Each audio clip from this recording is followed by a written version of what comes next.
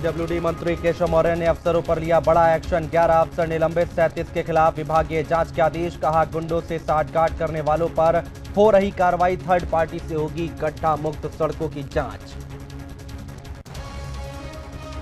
600 करोड़ के चावल घोटाले पर बोले सीएम त्रिवेंद्र रावत, जांच प्रभावित न हो इसलिए किए 84 अधिकारियों के तबादले। दोषी पाए गए अधिकारियों पर होगी सख्त कार्रवाई। बीएचयू कांड के पीछे बाहरी तत्वों, कहा महिला आयोग की कार्यकारी अध्यक्ष का बयान। कहा, बाहरी लोगों ने प्रदर्शन को हाईजैक कर भड़काई हिंसा। कानपुर के सरसौल इलाके में फिर हुआ ब्लास्ट, खाली प्लॉट में हुआ धमाका। तलाशी के दौरान 6 किलो बारूद बरामद। बुधवार को पड़ोस के मकान में हुआ था विस्फोट। गाजियाबाद के इंदिरापुरम में पुलिस और बदमाशों के बीच मुठभेड़, गोली लगने से एक पुलिसकर्मी और एक बदमाश घायल। गार्ड की बंदूक छीनकर भाग रहे थे बदमाश। और मथुरा में शरद पूर्णिमा के कार्यक्रम में सीएम योगी ने की शिरकत। कहा, हिंदुत्व कोई मुद्दा नहीं, जीवन जीने की कला। राष्ट्र धर्म को बताया सबसे बड़ा लक्ष्य।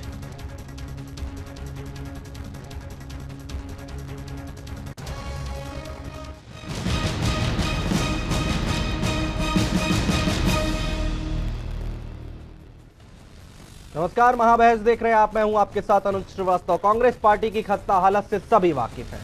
कांग्रेस कमजोर हाथ से सरकारें जाती रहीं और नेता के पीछे से कार्यकर्ता गायब होता चला गया। नेतृत्व में जिजीविषा और जिद नहीं बची। उनको खुद नहीं पता है कि उसे सर्जरी करनी भी है तो कहां करनी है। बीते कुछ साल में तो वो जनता की नब्ज को भी नहीं पकड़ पाए। वोट बैंक तो दूर, खुद बिखरे कांग्रेसियों को ही कांग्रेस संभाल नहीं पाई। अब एक बार फिर नेतृत्व परिवर्तन की चर्चा चली है। ये रिपोर्ट देखिए, फिर इस बदलाव को समझने की कोशिश करेंगे।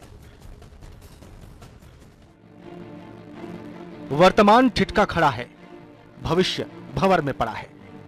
सियासी शून्य पर खड़ी कांग्रेस के लिए इससे कठिन दौर शायद ही कभी रहा होगा। दरअसल इस दौर का दर्द बीते हर दौर से जरा ज्यादा गहरा है। दिल्ली दरबार से ताज गया, एक के बाद एक सूबे का राज गया। अब राहुल बाबा के सियासी किले अमेठी की फिर से किलेबंदी में जुट गई है बीजेपी। इसी कड़ी में बीजेपी अध्यक्ष अमित शाह का कारवां 10 अक्टूबर को अमेठी की ओर रुख करने वाला है। इसमें सीएम योगी आदित्यनाथ, नितिन गडकरी और स्मृति ईरानी शामिल रहेंगे।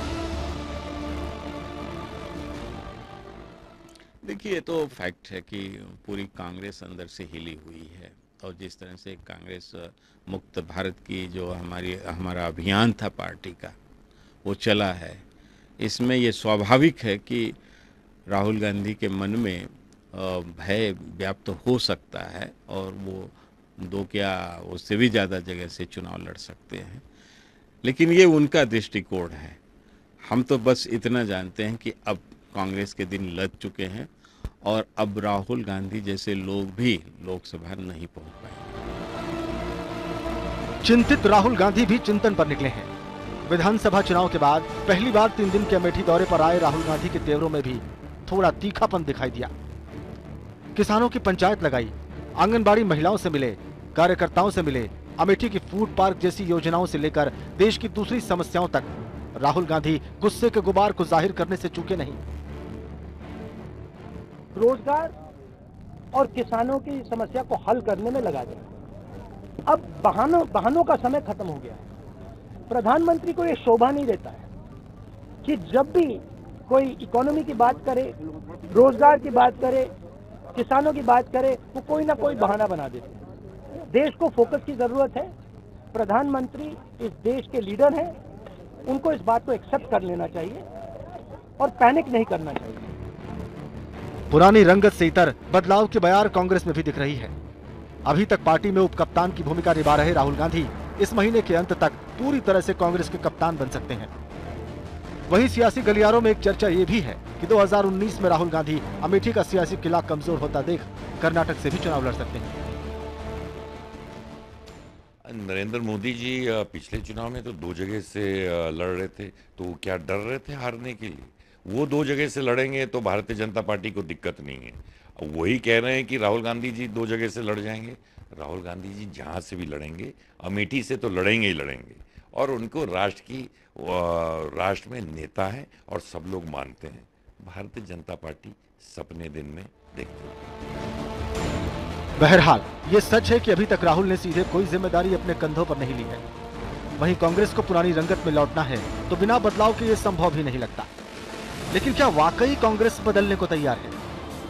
राहुल गांधी भी कांग्रेस के संगठन में ऐसा कोई परिवर्तन करने को तैयार है जिसमें नए चेहरे, नई सोच, नए विजन की ऊर्जा का समावेश हो। इसलिए सवाल ये भी है कि क्या राहुल गांधी की कप्तानी में आ पाएंगे कांग्रेस के अच्छे दिन?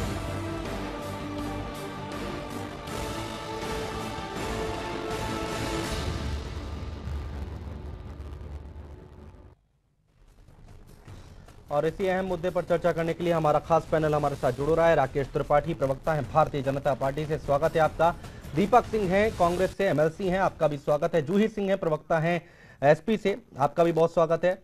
अमिताभ अग्निहोत्री जी हैं, एग्जीक्यूटिव एडिटर हैं हमारे। अमिताभ जी आपका भी स्वागत है। अमिताभ जी, सवाल यहां पर यही खड़ा होता है कि आज की डेट में कांग्रेस को देखें तो खड़ी कहां पर है कांग्रेस? अनुज, देखिए, जितनी बड़ी चुनौती अभी शायद 10 अक्टूबर से कांग्रेस के राष्ट्रीय अध्यक्ष के चयन की प्रक्रिया आरंभ होगी और जो संकेत मिल रहे हैं सोनिया जी के स्थान पर राहुल जी कांग्रेस के मुखिया होंगे। ठीक है, मुझे इस पे कोई आपत्ति नहीं, लेकिन एक जो महत्वपूर्ण बात जिसके लिए मैं बहस लेके आया वो ये कि जवाहरलाल जी, इंदिरा जी, राजीव जी, सोनिया जी, किसी ने अपने जीवन काल में कांग्रेस का इतना बुरा समय नहीं देखा जितने बुरे समय में कांग्रेस आज है। यह तथ्य है, यह सत्य है। इंदिरा जी के दौर में कांग्रेस जय जय थी, 77 को हटा दें तो जय जय रही उनके पूरे कार्यकाल में। जवाहरलाल जी के समय में स्वतंत्रता का प्रवाह था, देश तात्कालिक तौर पर आजाद हुआ था तत्काल, तो वो एक भाव भी था, इसलिए जवाहरलाल जी दुलारे नेता थे। और कुछ सीमा तक सोनिया जी तक, जब तक कांग्रेस की बागडोर रही, वो मतलब सक्रिय रही। इधर तो बहुत दिनों से सक्रिय नहीं, तब तक भी कांग्रेस इतनी बुरी स्थिति में नहीं थी जितनी बुरी स्थिति में आज है। राज्यों में, शहरों में, जिलों में, गांव में और केंद्र में, सब में। क्या इस अपने जीवन के सर्वाधिक कठिन काल में कांग्रेस का नेतृत्व करने की क्षमता राहुल जी ने अर्जित कर ली है? आज का प्रश्न यही है जिसके लिए बहस। अमिताभ जी, माफी के साथ आपको यहां पर रोकना चाहेंगे। जीएसटी को बदलाव को लेकर, जीएसटी में बदलाव को लेकर अरुण जेटली कुछ प्रेस कॉन्फ्रेंस कर रहे हैं, कह रहे हैं, उनको सुन लेते हैं। और इसलिए एक कमेटी सेक्रेटरीज की बनी थी जिसमें स्टेट्स के और सेंटर के ऑफिशियल्स थे, जिसकी रिकमेंडेशन कंसिडर की गई और यह आया कि जो एक्सपोर्टर्स का क्रेडिट है उसका काफी ब्लॉकेज हुआ है, जिससे उनकी कैश लिक्विडिटी के ऊपर असर पड़ता है। उसका डेटा तो इलेक्ट्रॉनिकली अवेलेबल है, लेकिन उसकी जो तुरंत रिफंड व्यवस्था है वो इलेक्ट्रॉनिकली धीरे धीरे बन रही है। उस व्यवस्था को बनने में कुछ समय लग सकता है और इसलिए यह तय हुआ कि क्रॉस एम्पावरमेंट के माध्यम से सेंट्रल गवर्नमेंट और स्टेट्स के ऑफिशियल्स दोनों एम्पावर्ड रहेंगे और इमीडिएटली, तुरंत, आज 6 अक्टूबर है, 10 अक्टूबर से जुलाई के महीने का और 18 अक्टूबर से अगस्त के महीने का रिफंड्स प्रोसेस करके उन एक्सपोर्टर्स को उनके चेक्स दे दिए जाएंगे। यह केवल एक इंटरिम व्यवस्था होगी और एक कमेटी की रिकमेंडेशन थी जिसने एक लॉन्ग टर्म सॉल्यूशन सजेस्ट किया है, और वो लॉन्ग टर्म सॉल्यूशन इस बेस पे है कि जीएसटी में एग्जेम्पशन तो होता नहीं है,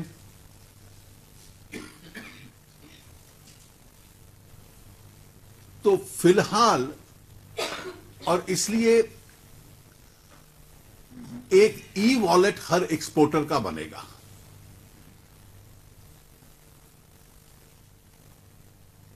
उस ई वॉलेट में एक नोशनल अमाउंट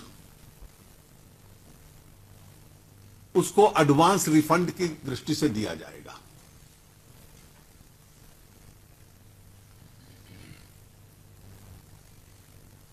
और इस क्रेडिट के माध्यम से जो उसकी प्रोडक्ट्स का आईजीएसटी या जीएसटी देना है वो लोग देंगे, और जो उनको रिफंड इवेंचुअली मिलता है उससे वो ऑफसेट हो जाएगा। ये प्रयास किया जाएगा कि ये ई वॉलेट की व्यवस्था जल्दी से जल्दी, प्रेफरेबली 1 अप्रैल 2018 से इनिशिएट कर दी जाए। एक अप्रोप्रिएट टेक्नोलॉजी कंपनी इसको डेवलप करेगी, और तब तक जो एक्सपोर्टर्स होंगे, उनके जो फ्यूचर एक्सपोर्ट्स होंगे, वो एक नॉमिनल जीएसटी 0.1% के ऊपर मर्चेंट एक्सपोर्टर्स अपना एक्सपोर्ट कर सकते हैं।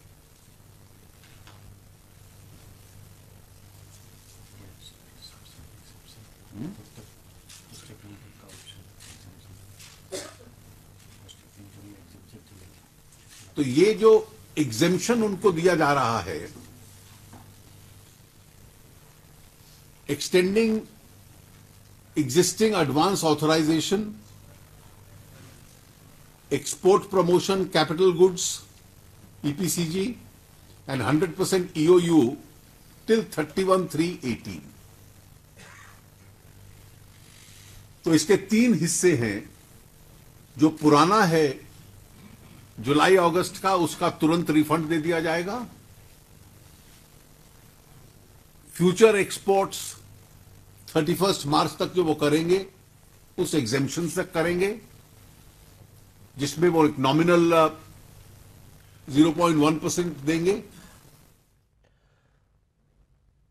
तो लाइव तस्वीरें हम आपको दिखा रहे थे। वित्त मंत्री अरुण जेटली अपनी बात रखते हुए जीएसटी पर। शुरू करते हैं बहस, और अमिताभ जी आप अपनी बात पूरी करें।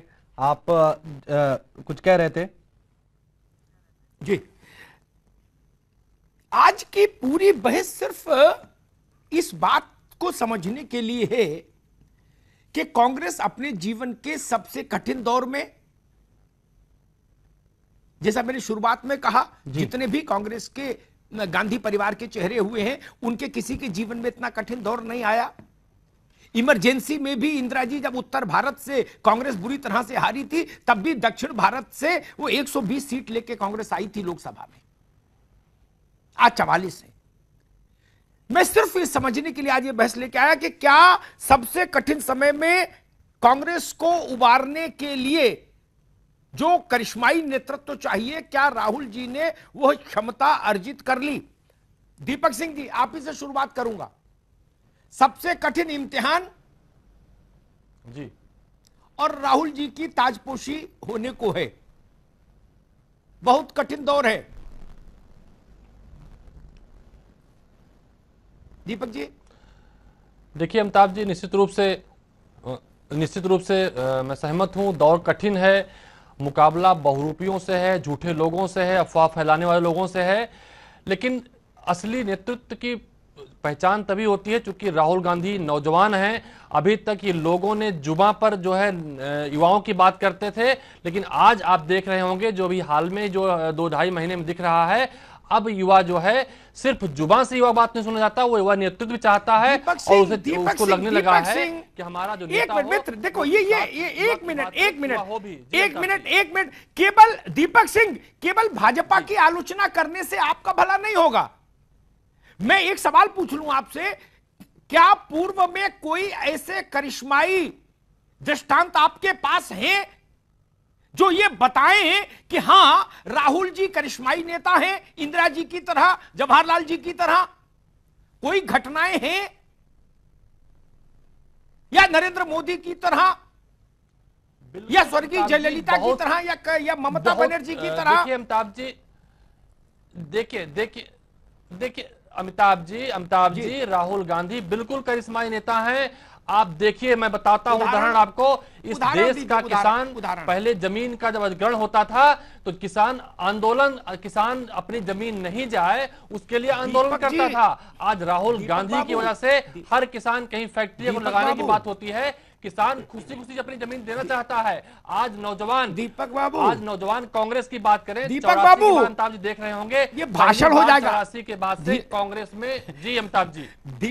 दीपक सिंह एक सेकंड सवाल सुन लो, एक बात सुन लो अमिताभ जी। भाषण मेरा सिर्फ सब प्रश्न इतना था मित्र जी। दीपक, मेरा प्रश्न इतना था, मुझे चुनावी सफलता बताइए। नेता का करिश्मा चुनावी सफलता से आंका जाता है, वरना सुन लो, वरना अपनी पार्टी में हर नेता युवा हृदय सम्राट, हर नेता धरती पुत्र, हर नेता किसानों का सबसे बड़ा मसीहा, हर नेता गरीबों का, दलितों का मसीहा अपने पार्टी में। लेकिन इतिहास आंकता है चुनावी सफलता से। जवाहरलाल जी ने जब तक रहे कांग्रेस को जिताया, इंदिरा जी ने कांग्रेस को जिताया, इसलिए बड़े नेता।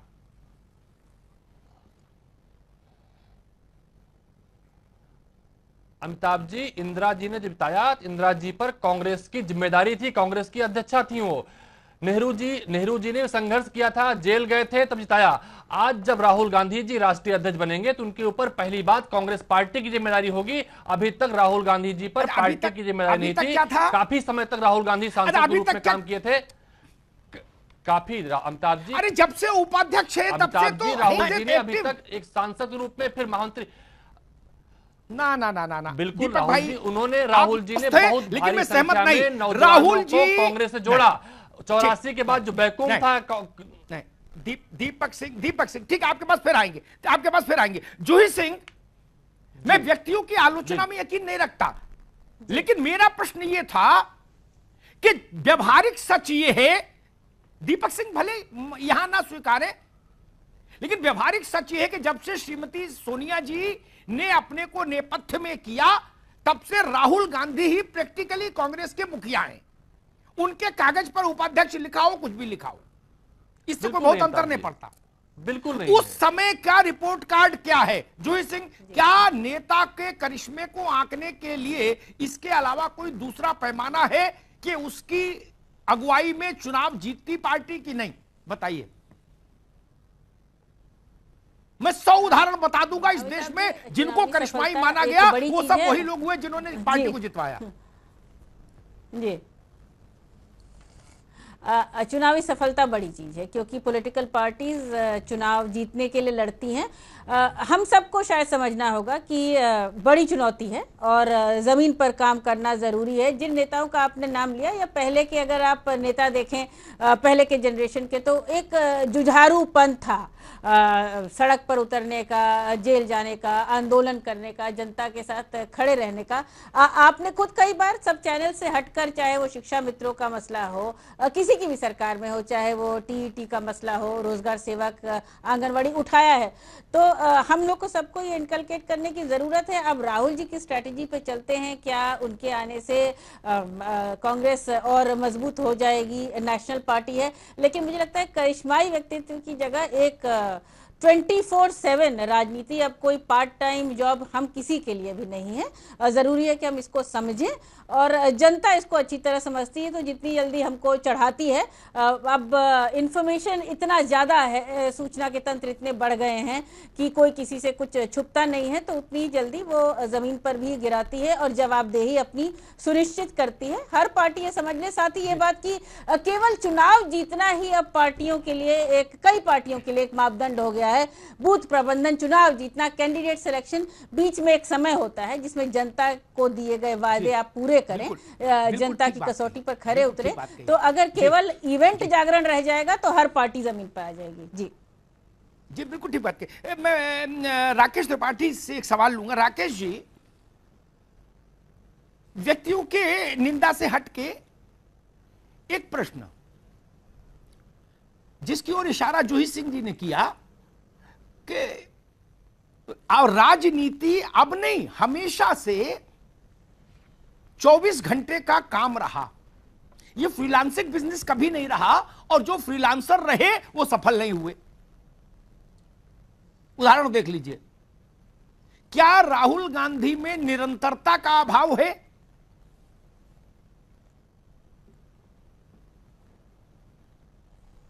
अमिताभ जी, 16 मई 2014 की वो तारीख आपको याद दिलाऊंगा। उस दिन कई बार डिबेट में हम आप साथ हुए थे, जिस दिन परिणाम आ रहा था 2014 के लोकसभा चुनाव का। और आपको भी बिल्कुल याद होगा कि शुरुआती रुझानों में राहुल गांधी लगातार पीछे चल रहे थे। कांग्रेस के प्रवक्ताओं को जवाब नहीं सूझ रहा था कि इस बार तो कांग्रेस पार्टी के सबसे शीर्ष नेता राहुल गांधी भी चुनाव हारने की स्थिति में जा रहे हैं। हमने बहुत अच्छा चुनाव लड़ा, बहुत मुश्किल से राहुल गांधी जी चुनाव जीत पाए। चुनाव जीतने के बाद राहुल गांधी जी की तुलना और चुनाव हारने के बाद स्मृति ईरानी जी की तुलना यदि अमेठी में करके देख ली जाए तो सांसद निर्वाचित न होने के बावजूद स्मृति ईरानी जी ने जिस गंभीरता के साथ, जिम्मेदारी के साथ, जवाबदेही के साथ समस्याओं के समाधान के लिए जूझने का काम किया है, आज कहीं ना कहीं राहुल जी उसमें अपने आप को पैरामीटर्स में जनता की नजरों में असफल घोषित होते हुए दिख रहे हैं। 8 महीनों से अपने अमेठी संसदीय निर्वाचन क्षेत्र में राहुल जी नहीं गए। अमित शाह जी का जाने का कार्यक्रम जैसे ही तय हुआ वैसे ही खलबलाहट मच गई, और त्योहारों के समय में, जिस समय में जनता त्योहार मना रही होती है, राहुल गांधी जी एसपीजी प्रोटेक्टी हैं, उनके साथ एक भारी सुरक्षा के इंतजाम चलते हैं। जिला प्रशासन की आग्रह करने के बावजूद राहुल गांधी जी केवल इसलिए उस समय गए क्योंकि घबरा गए थे कि एक पार्टी के राष्ट्रीय अध्यक्ष स्मृति ईरानी जी और मुख्यमंत्री उनके निर्वाचन क्षेत्र में जा सकते हैं। भारतीय जनता पार्टी ने तय किया है कि जिन निर्वाचन क्षेत्रों में हम चुनाव हारे थे उन निर्वाचन क्षेत्रों को भी हम पूरी गंभीरता के साथ, ऐसा नहीं कि जहां हमारी जनता ने हरा दिया हो हम उनके प्रति जवाबदेही नहीं रखेंगे। हमने सरकार के स्तर पर भी वहां योजनाओं को पूरी तरह से लागू किया है और संगठन के तौर पर भी बूथ के प्रबंधन करने का काम किया है।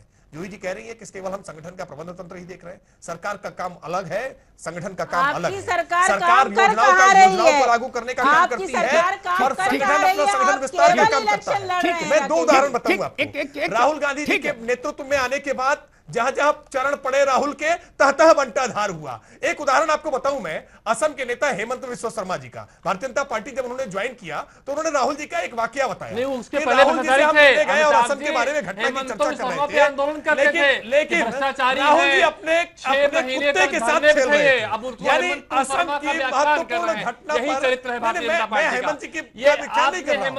आप सुन लीजिए, हेमंत बिस्वा शर्मा जी ने कहा कि मैं असम की गंभीर समस्याओं पर जब राहुल जी से बात कर रहा था, दीपक पहले राकेश जी को बोले, फिर दीपक जी, तो पार्टी का डूबना तो बिल्कुल तय है।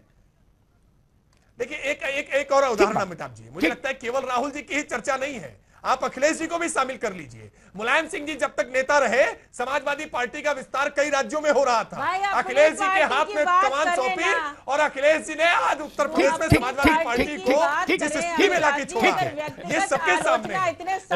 ठीक है राकेश जी, ठीक है जूही जी, आपको भी रोकूंगा। मैं एक छोटा सा सवाल दीपक सिंह से लूं, फिर शायद ब्रेक पे जाना होगा। दीपक भाई, मेरे सवाल को उसी स्पिरिट में लेंगे तभी कांग्रेस को उससे कुछ लाभ भी होगा और बहस भी ठीक से चलेगी। आज की राजनीति में 2 मानक सामने हैं, हम आपको अच्छे लगे कांग्रेस को या ना लगे, सपा को अच्छे लगे ना लगे, यह अलग विषय है। कम्युनिकेशन की स्किल नरेंद्र मोदी जी में आज के भारत में मैचलेस है, जैसे वो कनेक्ट करते हैं लोगों से, और सांगठनिक तौर पर इतना सक्रिय कोई राष्ट्रीय अध्यक्ष नहीं किसी पार्टी का जितना अमित शाह है। ठीक है ना? जब कोई बेंचमार्क खड़ा हो जाता है तो आप चाहो उस पसंद करो ना करो, उसके मुकाबले आपको भी अपने में संशोधन करना होता है ना दीपक सिंह जी। क्या उतना सक्रिय है नेतृत्व? नहीं बिल्कुल अमिताभ क्या जी, मैं उतना आपसे- अच्छा कम्युनिकेटर है नेतृत्व? अमिताभ भाई जी, लड़ना मैं तो आपको आपसे- बीजेपी से होगा ना। बिल्कुल अमिताभ जी, मैं आपके बात से सहमत हूं। इसीलिए हमारे नौजवान कांग्रेस जन चाहते हैं राहुल गांधी जी पार्टी के अध्यक्ष बने और पूरे देश में एक जो झूठ के उन्होंने पुलिंदा बांध रखा, झूठ की फैक्ट्री। देखिए अमिताभ जी, एक बात मैं कहूंगा, आपने चूंकि इंदिरा जिक्र किया था, इंदिरा जी चुनाव हारी थी, तब यही लोग उनको गुड़िया बोलते थे, उनके खिलाफ तरह तरह की बातें करते थे, लेकिन वही इंदिरा जी प्रचंड बहुमत से कांग्रेस को लगातार लेके आई। आज राहुल गांधी, जो हम लोग समझते हैं राहुल गांधी झूठ नहीं बोलते हैं, इन लोगों की तरह राहुल गांधी जी बार बार सीटें चेंज करते हैं, क्योंकि राहुल गांधी एक नौजवान चेहरा है, बेबाकी से अपनी बात रखते हैं, सही बात रखते हैं। तो एक हिंदुस्तान के जब राहुल गांधी जी कांग्रेस के नेता के रूप में, कांग्रेस पार्टी अध्यक्ष के रूप में जब मैदान में आएंगे, आपने देखा राहुल गांधी जी 2 महीने से खाली सक्रिय राजनीति में वार कर रहे हैं, भारतीय जनता पार्टी वालों के चेहरे उड़े हुए हैं। मोदी जी का चेहरा देखिए, उनका रंग बदल गया है, पूरी पार्टी। दीपक सिंह, आपको रोकूंगा मित्र, दीपक सिंह रोकूंगा, ब्रेक पे जाना है, लेकिन एक बात आपकी जानकारी के लिए कह दूं, कांग्रेस के हित के लिए अच्छे से समझेंगे तो काम आएगी। अगर केवल नौजवान होने से राजनीति होती आपको नहीं याद होगा तो भृगु कुमार फूकन और प्रफुल्ल महंता 50 साल तक असम के मुख्यमंत्री रहते, एक बार आए दोबारा पता नहीं लगा। मैं जब भृगु कुमार फूकन से मिला, होम मिनिस्टर थे असम के, जींस पहने, टी शर्ट पहने, इतना नौजवान, मुझे लगा किसी कॉलेज का बच्चा है। क्या हुआ? केवल बर्थ सर्टिफिकेट से राजनीति होती है क्या देश में? कि हम जी 40 साल के हैं, हमको दो वोट। नहीं, लेकिन राजनीति झूठ से भी नहीं होती है। जिस तरह से हाल है पार्टी झूठ बेचा है, रहिए दीपक जी आप हमारे साथ, रहिए दीपक जी आप हमारे साथ, केवल राजनीति करवा देगी। बिल्कुल अमिताभ जी, एक ब्रेक का वक्त हो गया है, ब्रेक पर जा रहे हैं, ब्रेक से लौटेंगे तो यहीं से बहस को आगे बढ़ाएंगे। एक छोटे से ब्रेक के बाद तुरंत लौट रहे हैं, कहीं मत जाइएगा।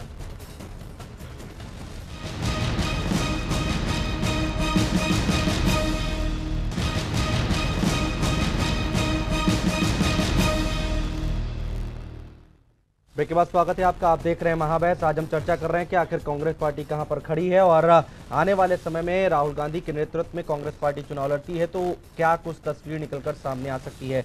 हमारा खास पैनल लगातार हमारे साथ मौजूद है। अमिताभ अग्निहोत्री जी के पास चलेंगे। अमिताभ जी, यहाँ पर कांग्रेस पार्टी जो है राहुल गांधी को युवा चेहरा बनाकर प्रोजेक्ट करती आई है हमेशा, लेकिन सवाल यहाँ पर यह उठता है कि राहुल गांधी कहीं तो कुछ करिश्मा दिखाएं, कहीं तो कोई जादू दिखाएं अपना। बिल्कुल ठीक बात है। बिना जादू दिखाए भारत में कोई करिश्माई नेता मान्य नहीं हुआ। जूही सिंह से एक सवाल पूछूंगा। जूही जी, नवीन पटनायक जब करिश्माई नेता हुए तब वो युवा नहीं थे। जयललिता जब करिश्माई नेता के रूप में मान्य हुई तो युवा नहीं थी। करुणानिधि जब करिश्माई नेता हुए तो युवा नहीं रहे। ममता जब करिश्माई नेता हुई तो युवा नहीं रहे। लालू जी जब करिश्माई नेता थे तब भी वो भी युवा नहीं थे। मुलायम सिंह जी जब करिश्माई नेता थे वो भी युवा नहीं थे।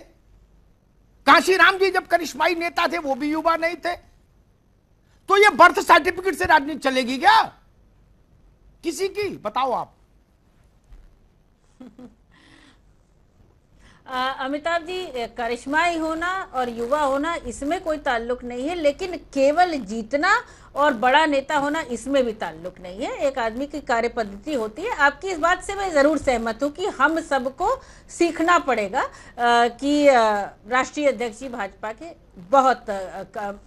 बहुत ही जुझारू नेता हैं, काम कर रहे हैं, लेकिन वो काम क्या कर रहे हैं कि वो पूरा राजनीतिक समय केवल चुनाव लड़ रहे हैं। शायद और पार्टियां कुछ काम की, विकास की भी बातें, उनकी योजनाएं होती हैं, उनको भी जनता तक ले जाती हैं। दूसरी बात, इस चुनाव में ये जरूर ध्यान पे रखना पड़ेगा कि करिश्मा, नेतृत्व, बड़े लोगों की समझदारी और साथ ही अपने एजेंडे को लेकर समाजवादी पार्टी चलेगी। हमारा क्या एजेंडा है वो हम सेट करेंगे और हम उस पर बोलेंगे, उस पर जनता के बीच में जाएंगे। बाकी किसी अन्य पार्टी को क्या एजेंडा सेट करना है, उसको कैसे जनता को दिखाना है, ये उनकी अपनी एजेंडे की बात नहीं कर रहा। जूही सिंह, ना जूही सिंह, मैंने एजेंडे की बात ही नहीं की। मैं सिर्फ ये निवेदन कर रहा था कि मैंने अमित शाह जी को जब से वो अध्यक्ष बने कभी एक हफ्ते लग के दिल्ली में रहते नहीं देखा। तो कम से कम अपने संगठन के लिए एक कमिटमेंट तो दिखता है, round the clock, every day. और अमिताभ जी, क्या आज की राजनीति, क्या आज की राजनीति में जाहिर की कि फिर आज की राजनीति में वैसे लोगों के लिए मुश्किल हो जाएगा जो महीने में कभी निकले, क्योंकि बेंचमार्क दूसरा हो गया राजनीति का। वैसे लोगों के लिए जी, वैसे लोगों के लिए राजनीति कभी भी नहीं थी अमिताभ जी। अगर राजनीति में आपको सक्सेसफुल होना है, जो भी बड़ा नेता हो, वो कोई भी उम्र का हो, अगर वो एक बड़ा नेता या जनता का नेता कहलाया है तो वो महीने में एक बार निकलने से नहीं कहलाया है। अमित शाह जी वास्तव में बहुत काम करते हैं, लेकिन उनके पहले भी बड़े नेता रहे हैं जिन्होंने जमीन पे बड़े बड़े आंदोलन किए हैं और जन आंदोलन किए हैं। तो चुनाव प्रबंधन उनका भी अच्छा है, जन आंदोलन और नेताओं का भी अच्छा था। तो हमको सबसे सीखने की जरूरत है और बहुत उदाहरण है। बिल्कुल दुरुस्त बात। एक सवाल राकेश जी से ले लूं। राकेश जी, युवा होना अच्छी बात हो सकती है, स्वाभाविक है, ये वैज्ञानिक सच है कि उस वक्त आपके शरीर में सर्वाधिक ऊर्जा होती है, लेकिन रार इस पर भी है कि युवा कब तक, ये भी देखना पड़ेगा। युवा का एक एज लिमिट क्या रखे हैं हम लोग, क्या छोड़िए, वो डिबेट अलग है। लेकिन युवा होना अच्छा नेता होने की गारंटी तो नहीं हो सकता।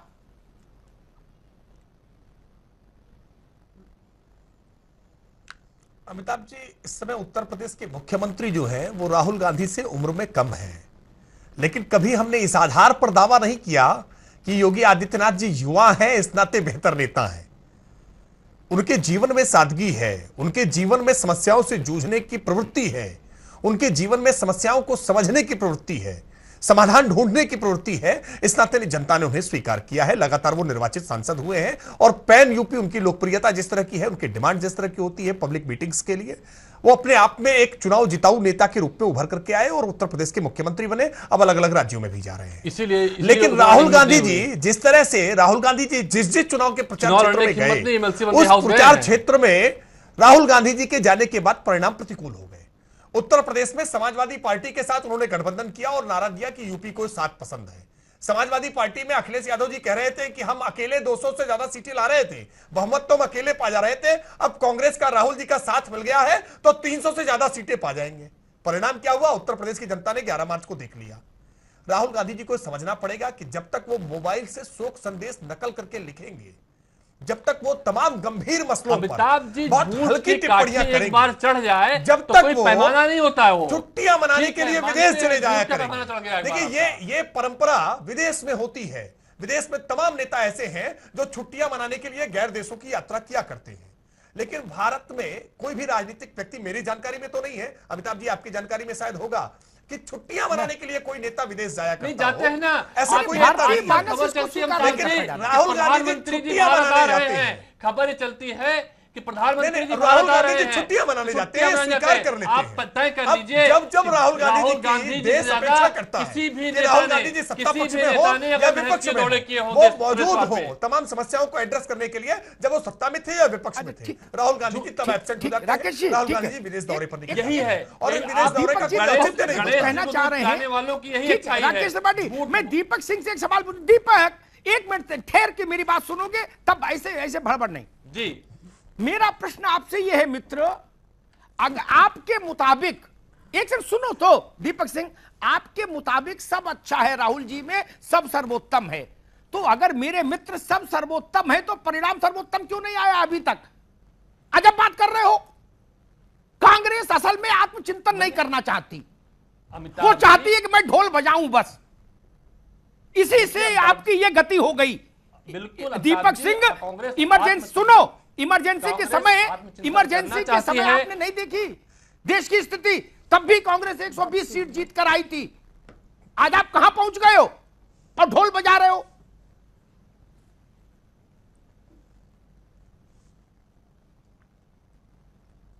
अमिताभ जी, हम गलतियों से सीखते हैं, हम मानते हैं हमें गलतियां रही हैं। ये कहां सीख रहे हो? साफगोई से राहुल गांधी जी ने स्वीकार की है।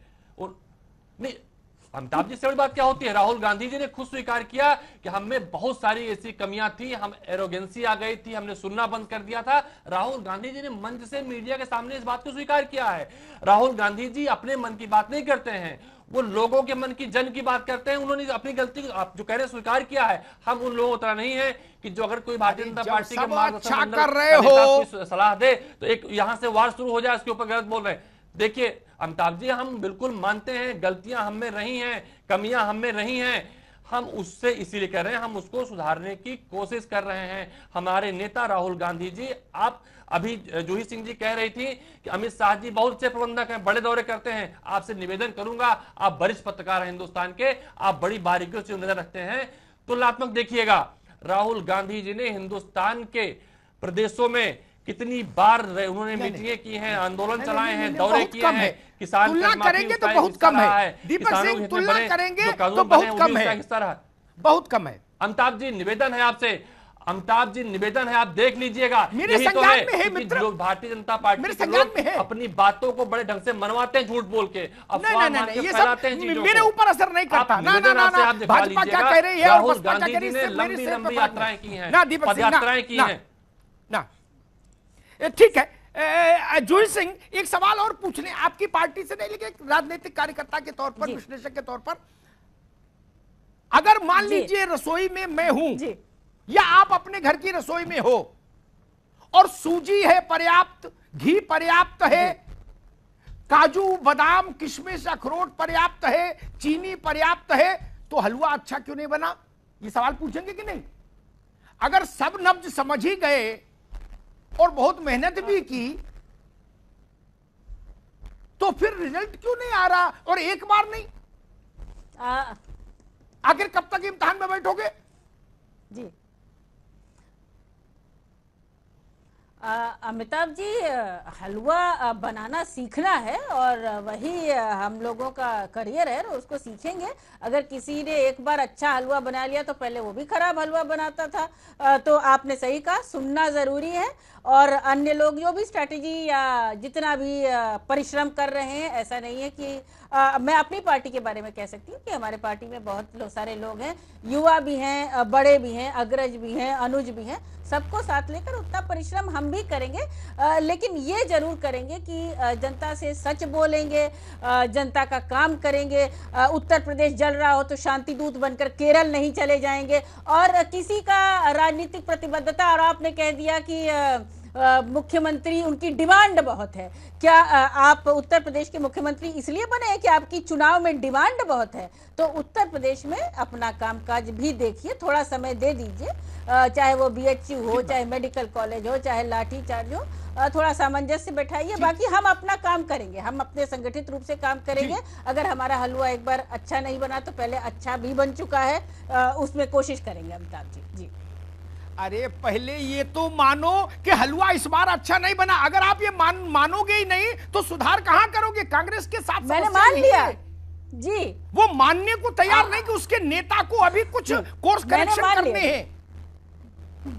गांधी थे, गांधी भी कहते थे, उनका कोई निर्णय गलत हो जाता था तो पीछे हट जाते थे, चौरा चौरी कांड। और राहुल गांधी मानने को तैयार नहीं। महात्मा गांधी मान सकते थे अपनी कमी को, राहुल जी नहीं मानेंगे। तब तो यही होगा जो हो रहा है। देखो जी, राहुल जी ने मन से स्वीकार किया। दीपक बाबू, इतिहास से सीखिए। ठीक है, आएंगे आपको। राकेश त्रिपाठी, राहुल गांधी मोस्ट प्रोबेबली बहुत जल्दी कांग्रेस के घोषित राष्ट्रीय अध्यक्ष हो जाएंगे। प्रैक्टिकली उन्हीं के पास कमान है लंबे समय से, लेकिन ऑफिशियली हो जाएंगे। भाजपा उस राजनीतिक घटनाक्रम को कैसे लेती है? कोई चुनौती देखती है? देखिए अमिताभ जी, मसला राहुल जी के मानने ना मानने का नहीं है, मसला कांग्रेस के मानने ना मानने का है। कांग्रेस इस सत्य को स्वीकार नहीं कर पा रही है कि राजनीति की जो परिपक्वता होनी चाहिए वो राहुल गांधी जी में नहीं है। राहुल गांधी जी इसलिए नहीं बने हैं कि वो राजनीति कर सके, इस सत्य को मान लेना चाहिए। लेकिन कांग्रेस इस बात को नहीं मान रही है। और अगर वो ये गलती करती है, वो राहुल जी को राष्ट्रीय अध्यक्ष बनाते हैं, तो निश्चित तौर पर मैं एक दावे के साथ कह सकता हूं कि भारतीय जनता पार्टी के लिए चुनौतियां और आसान होंगी। भारतीय जनता पार्टी के लिए विपक्ष के नाम पर कांग्रेस एक बहुत कमजोर दल विपक्ष के रूप में सामने खड़ा होगा। भारतीय जनता पार्टी के लिए चुनाव में चुनाव लड़ना और लोकतंत्र में अपनी योजनाओं को लागू कराना ठीक है, बहुत आसान होगा। कमजोर विपक्ष हमारे रहिए आप लोग हमारे साथ। अमिताभ जी, समय पूरा हो रहा है, आखिर में आपकी संपादकीय भाजपा टिप्पणी। का कोई जोड़ नहीं है। देखिए, अगर यही सच्चाई है अमिताभ जी कि झूठ बोलना काबिलियत है, गुमराह करना काबिलियत है, अपने सिर्फ मन की बात करना काबिलियत, दूसरे मन की न सुनना काबिलियत नहीं है, तो ये पैमाना इनको मुबारक हो। देखिए अमिताभ जी, पूरी तरह से आप देखिए, आज लोगों ने कहना शुरू कर दिया है कि भारतीय जनता पार्टी से फेल लोग नहीं थे। बिल्कुल अमिताभ जी, मैं मानता हूं समय को, लेकिन एक चीज तय हो गई है। आप देखिए देश का मूड, लोगों ने राहुल गांधी के साथ अपने आप को जोड़ना शुरू कर दिया है। मैं मानता हूं अमिताभ जी, समय पूरा हो रहा है। राकेश जी, समय पूरा हो रहा है, नहीं ले पाएंगे आप, आपकी आवाज नहीं ले पाएंगे। अमिताभ जी अपनी बात कहिए। मैं एक बड़ा राग, दीपक आपके सुनने की बात है, ये राकेश त्रिपाठी और जूही सिंह कम भी सुनेंगे तो चल जाएगा, आप सुनेंगे तो ज्यादा शायद अच्छा हो। एक दो डॉक्टर अगल बगल हैं एक मोहल्ले में, एक डॉक्टर की खूब प्रैक्टिस चल रही, दूसरा डॉक्टर ये नहीं सीखना चाहता कि इसकी प्रैक्टिस क्यों चल रही है। वो केवल अपने दुकान पे बैठ के अपने कंपाउंडर से ये कह रहा है कि बगल वाला डॉक्टर चोर है, गलत दवाई देता है। हम सही दवाई देते इसलिए मेरे पास कोई नहीं आता, अलग बात है, लेकिन हम दवा सही देते, वो फर्जी है। इससे कोई हल हासिल होगा नहीं ना, इससे आपकी दुकान तो नहीं चलती डॉक्टरी की। आपको सीखना होगा, बात कड़वी है दीपक भाई, लेकिन वक्त है सीखने समझने का। एक और उदाहरण देता हूं आपको, मसला भाजपा का नहीं, जब इंदिरा जी को देश जिताता था तब भी मैं यही कहता था जो आज कह रहा हूं, देश का वोट कोई माई का लाल झूठ बोल के फर्जीफिकेशन करके गुमराह करके नहीं ले सकता। क्या भारत के लोग समझदार नहीं है क्या? आज कहां भारत केवल केंद्र का मसला नहीं, आज की तारीख में आप भारत के कितने सीमित भूभाग पर शासन कर रहे हो। कभी ऐसा नहीं रहा जब से 1952 से चुनाव शुरू हुआ भारत में। क्या पूरे देश भर में जहां जहां भाजपा जीती है सब कोई भारत के लोगों की बुद्धि पर शक कर सकता है क्या? मैं तो नहीं कर सकता ना। जयप्रकाश जी ने एक बार इंदिरा जी को चिट्ठी लिखी थी बिहार के संदर्भ में, उन्होंने कहा था कि यहां का व्यक्ति ये तो हो सकता है अशिक्षित हो, स्कूल नहीं जा पाया हो, लेकिन विवेकवान है। आपको जिताए तो भारत की जनता काबिल, और भाजपा को जिता दे तो गुमराह हो गई। ये नहीं, ये ठीक रास्ता नहीं ना। मैं सिर्फ वही कह रहा हूं कि राजनीति 24/7 का काम है, और जिन राजनेताओं ने उसको उसी निष्ठा से किया, जय पराजय चलती है, लेकिन फिर भी वो लोग बड़े नेता के तौर पर स्थापित रहे। नाम लेने की जरूरत नहीं, सब जानते हैं। जय पराजय चलती है, जूही सिंह ने ठीक कहा, केवल जय का ही मतलब नहीं कि जय नहीं हुई कभी तो आप छोटे नेता हो गए, नहीं, बड़े नेता रहे, लेकिन उनके फोटो पर, उनके पोस्टर पर लोग जीत कर आए। ये करिश्मा तो रखना पड़ेगा ना, और दिखाना भी पड़ेगा। 4 इम्तिहान में बैठो तो कम से कम 2 में तो टॉप करो, तो लोग करिश्मा ही मानते हैं। ये एक स्थिति है। देश के साथ कम्युनिकेट होना चाहिए नेता, देश के साथ एकात्म होना चाहिए। आप भारत के मन को बिना समझे भारत में कैसे राजनीति सफल करेंगे? इंदिरा जी समझती थी भारत के मन को, जवाहरलाल नेहरू समझते होंगे, उनका दौर तो हम लोगों ने देखा नहीं। या आप ये मान लीजिए तब विपक्ष नहीं था, कांग्रेस के खिलाफ कोई नहीं था इतना बड़ा, ये लाभ मान लीजिए, लेकिन आज तो चुनौती बहुत दूसरी है। आपको जिनसे लड़ना है उनकी शक्ति देखिए। इसलिए मैंने कहा था सबसे कठिन समय है मित्र। राहुल गांधी को भारत के मन को समझने की, उसको पढ़ने की कोशिश करनी चाहिए। मुझे लगता है अभी वहां पर कुछ कमी है। और दूसरी चीज, राजनीति को पूर्णकालिक कार्यकर्ता के तौर पर करना चाहिए। ये दो चीजें मुझे लगता है बहुत जरूरी है। धन्यवाद। बहुत शुक्रिया आप सभी का हमारे साथ जुड़ने के लिए, तमाम बातचीत करने के लिए, चर्चा में शामिल होने के लिए। और महाबहस में आज के लिए बस इतना ही। यूपी की खबरों को विस्तार से जानने के लिए news18up.com और उत्तराखंड की खबरों को विस्तार से जानने के लिए news18uk.com पर लॉग इन करना ना भूलें।